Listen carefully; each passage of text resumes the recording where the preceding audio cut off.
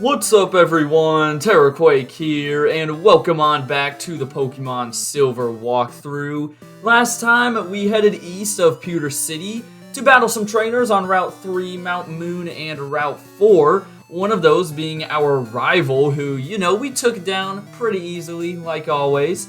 And now we're going to get back on track by heading south through Route 2 to reach Viridian City, then Route 1, and then Pallet Town. So yeah, let's get a move on. I am back here by the exit to the Diglett's cave, and we already fought this bug catcher right here, so that's why he is not challenging us to a battle. Now, I did have to deposit Meganium because there's a few items you can grab if you do have cut, kind of on the eastern side of the route, as you could say. Right here is a Carbos that I think I don't have any room for because I tried to get it earlier. There's a guy in this house that will give you a nugget, so I think we will be able to get this. But yeah, you don't need cut to get through the route. This is just for some extra items. But I might as well show it off just for the walkthrough. And plus, Meganium has gotten plenty of action in the past two gyms, so he is fine being in the PC. But let's see, this route gate is going to have nothing in it, except there is that scientist-looking dude, which now that I think about it, maybe it's like a reference to, in the original games, one of Professor Oak's aides was in there. Right there's an elixir if you want it at the very bottom. So, yeah, of course I don't have any room for it, so I'm not going to bother. But I guess I could go throw Meganium back on the squad, but I don't really want to do that. I kind of just want to get going back from the top. Kind of annoying that I went all the way down to the bottom and now I'm just going back to the beginning of the route, but hey, it's fine. There's not that many trainers here on Route 2. I think there's like 2 or 3 bug catchers, and that's literally it. So yeah, Viridian Forest just got replaced with this long and narrow path that also has a lot of items, a lot of items and hidden items. I kind of combined those two words. And you can always tell where the hidden items are because they're in little pockets like that where there's one extra tile.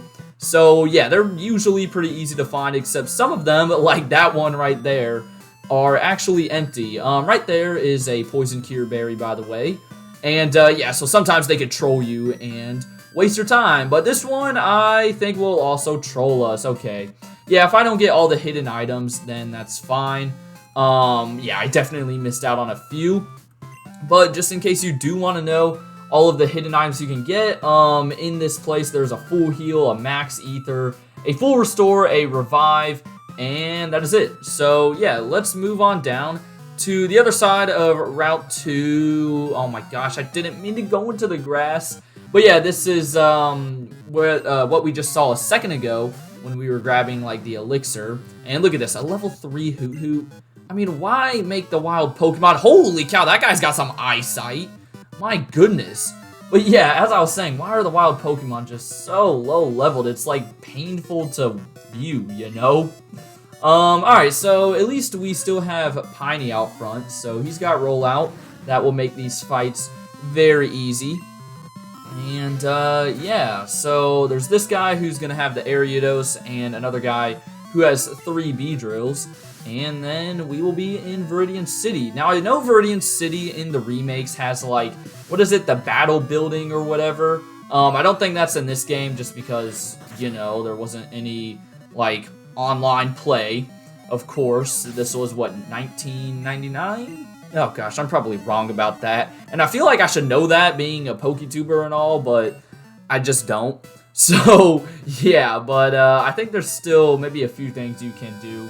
Of course, there's the gym, as usual. But let's go ahead and take on this guy right here. I actually had that guy's team wrong. I know, Terraquake actually got something wrong for once.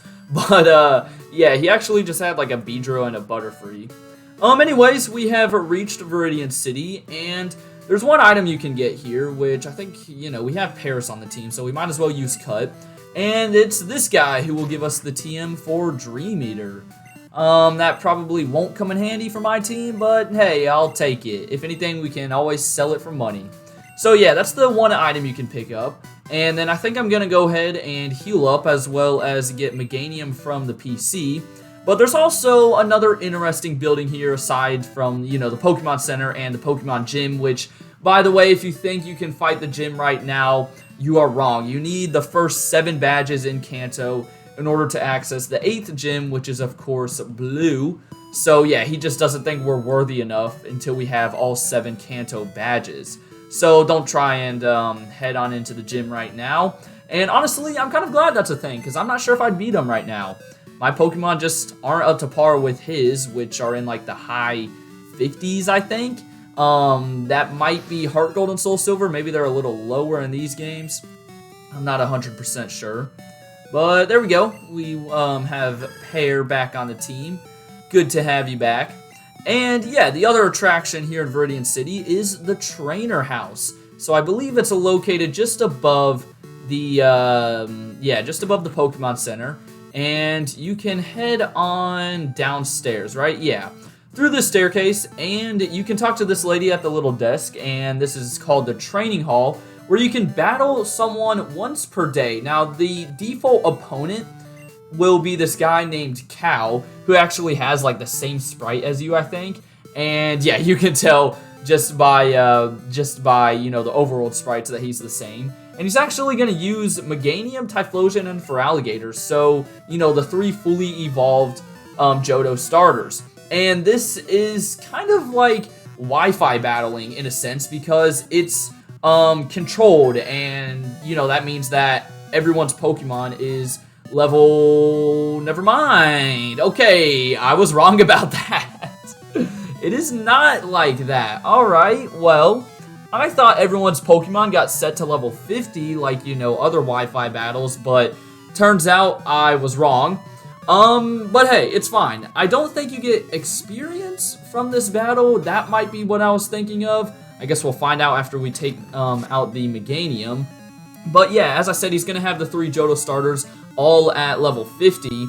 Now, the cool thing about this place is that you don't just, you know, come here and battle. Oh my gosh, you got a crit. Oh, what a great, great, great start to this freaking battle. But yeah, the cool thing about this place is that you don't fight Cow. I just misclicked and went for Dig.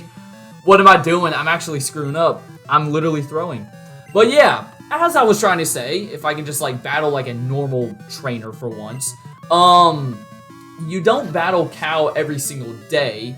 Or, well, you do unless you utilize the mystery gift option, because then, if you utilize the mystery gift option, I think it's the last person that you interacted with, they will, or battled against maybe, they will actually be down here with the same Pokemon, the same items, the same team, and they'll be fighting you. And as the lady at the desk said, you can do this once per day. So, again, if you haven't used the mystery gift, it'll just be... this guy named Cow, and he'll have the same team every day. But yeah, if you are into the mystery gift, then you can see some different people, so that's kind of cool. Let's see though, does it... Okay, it does give you experience. Alright, so I guess this is a nice little place to train then. Of course, you can only do it once per day, but hey, it's still worth it, I would say. And now he's going to go out to Typhlosion. I guess since this is kind of a major fight or something, I'll list off the movesets of these mons. That Meganium had Poison Powder, Synthesis, Body Slam, and Light Screen. Typhlosion's got Ember, Quick Attack, Swift, and Flame Wheel.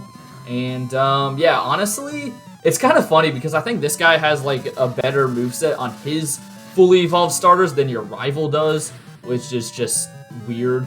Then again, Typhlosion still isn't that good. I mean, where's Flamethrower and Fire Blast, you know?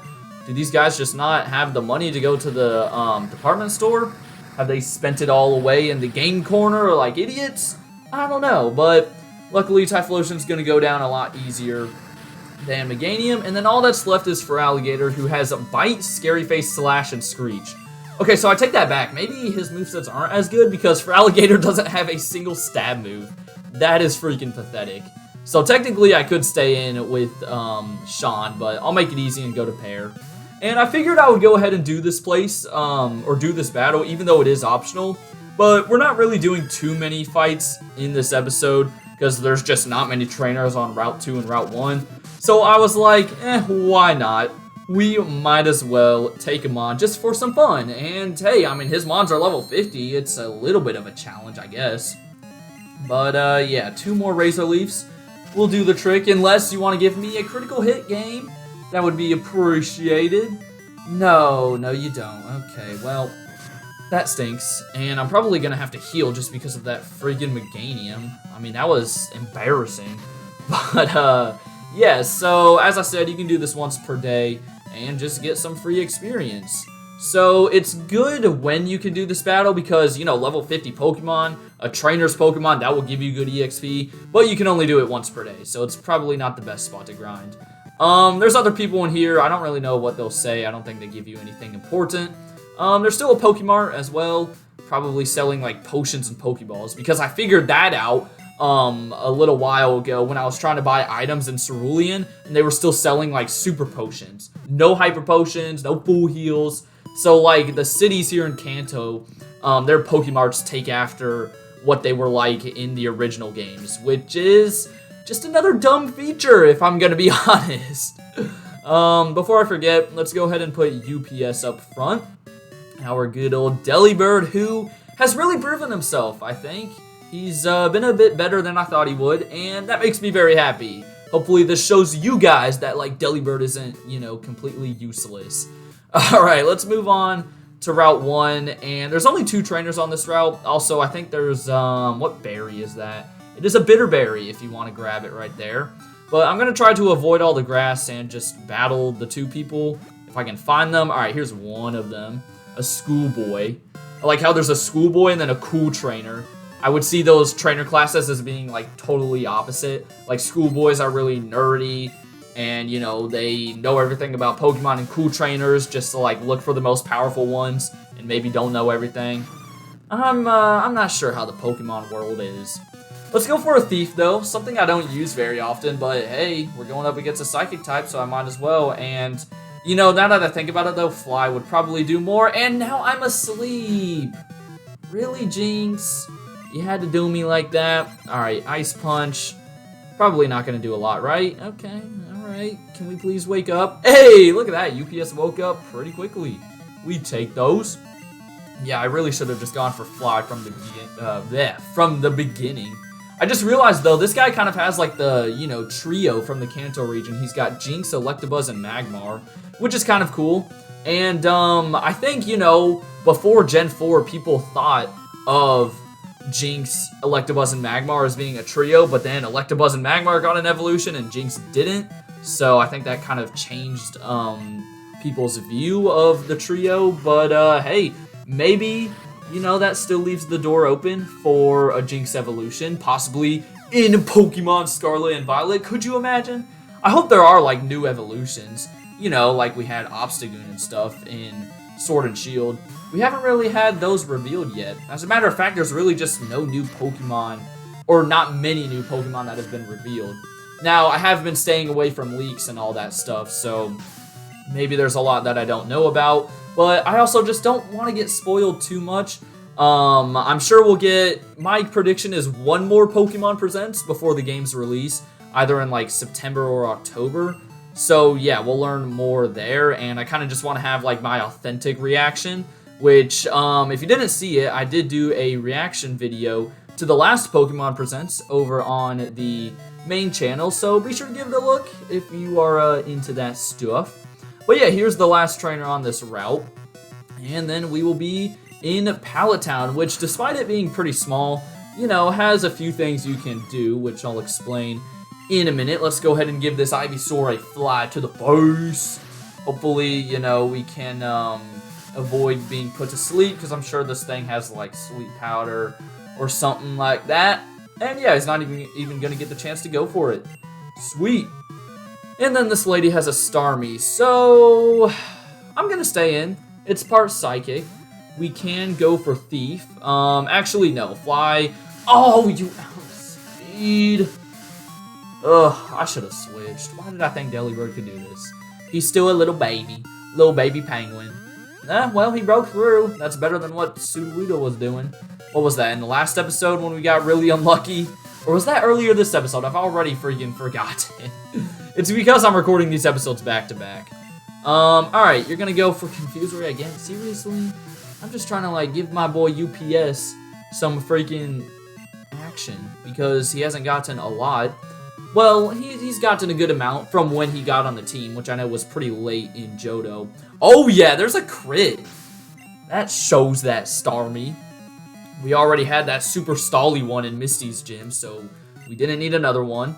But yeah, there we go. We are done with Route 1. Let's not run into a wild Pokemon. Thank you very much. And we are in Pallet Town. So, right to the left is Red's house, but currently Red is not home because he's on Mount Silver, and I'm sure you guys already knew that.